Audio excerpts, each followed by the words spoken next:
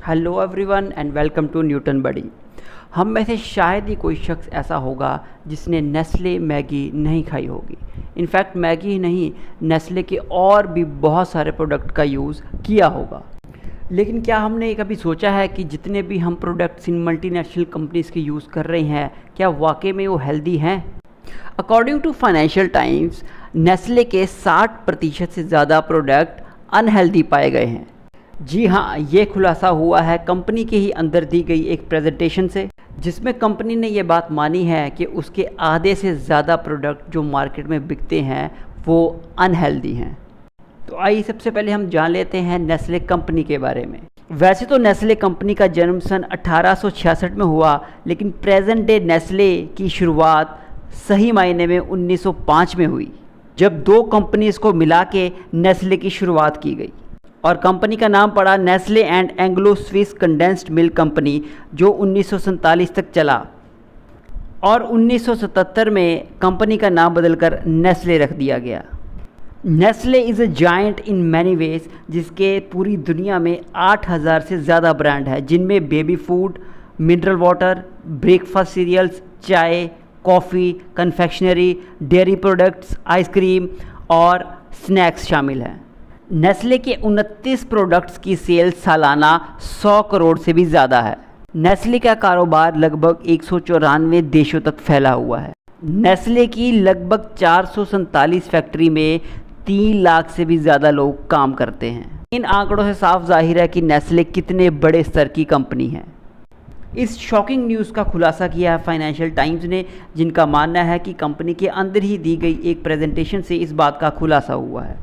उस प्रेजेंटेशन में कंपनी ने यह बात मानी है कि 60% से ज़्यादा प्रोडक्ट अनहेल्दी हैं। यही नहीं, उन्होंने ये भी बात कबूल की है कि चाहे वो जितना मर्जी एफर्ट कर ले, कुछ प्रोडक्ट्स उनके कभी भी हेल्दी कैटेगरी में शामिल नहीं हो सकते।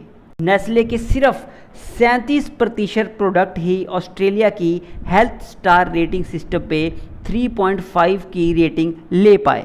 मतलब कि जो 3.5 की थ्रेश होल्ड लिमिट सेट की गई है, उस पे नेस्ले के आधे से भी कम प्रोडक्ट खरे उतरे हैं। उस प्रेजेंटेशन में ये भी कहा गया है कि 70% से ज़्यादा नेस्ले के फूड प्रोडक्ट और 96% बेवरेजेस 3.5 की थ्रेश होल्ड लिमिट को पार नहीं कर सके। इसके साथ साथ 99% नेस्ले की कन्फेक्शनरी और आइसक्रीम भी 3.5 की थ्रेशहोल्ड को पार करने में असफल रहे। उसमें यह भी बताया गया है कि कंपनी के डिफरेंट काइंड ऑफ प्रोडक्ट किस तरह हमारे हेल्थ को इफ़ेक्ट करते हैं। फॉर एग्जांपल, कंपनी का एक पिज़्ज़ा का ब्रांड हमारे सोडियम के डेली इनटेक लेवल का लगभग 40% प्रोवाइड करवाता है। वहीं दूसरा एक और पिज़्ज़ा का ब्रांड लगभग 48% सोडियम प्रोवाइड करवाता है। यानी हमारी बॉडी को पूरे दिन में जितना सोडियम चाहिए, उसका लगभग आधा हमें सिर्फ एक पिज़्ज़ा खाने से मिल जाता है। इसी तरह कंपनी का एक और ब्रांड, एक तरह का ऑरेंज फ्लेवर ड्रिंक, जिसे कि वर्स्ट पॉसिबल रेटिंग मिली है। जी हाँ, ई रेटिंग। इस ड्रिंक के हर 100 ml में हमें 7 ग्राम शुगर मिल रहा है। यानी अगर हम 500 ml का एक कैन हम पीते हैं तो हमारी बॉडी में 35 ग्राम से भी ज़्यादा शुगर जाता है, जो हमारी डेली शुगर रिक्वायरमेंट से कहीं ज़्यादा है। ये तो सिर्फ हमने चुनिंदा प्रोडक्ट्स की बात की है। नेस्ले के ऐसे बहुत सारे प्रोडक्ट्स हैं जो हमारे हेल्थ के लिए बिल्कुल भी ठीक नहीं हैं। इस इंफॉर्मेशन के बाहर आते ही कंपनी डैमेज कंट्रोल मोड में आ गई है। कंपनी का मानना है कि उसके सारे के सारे प्रोडक्ट ही अनहेल्दी कैटेगरी में नहीं आते।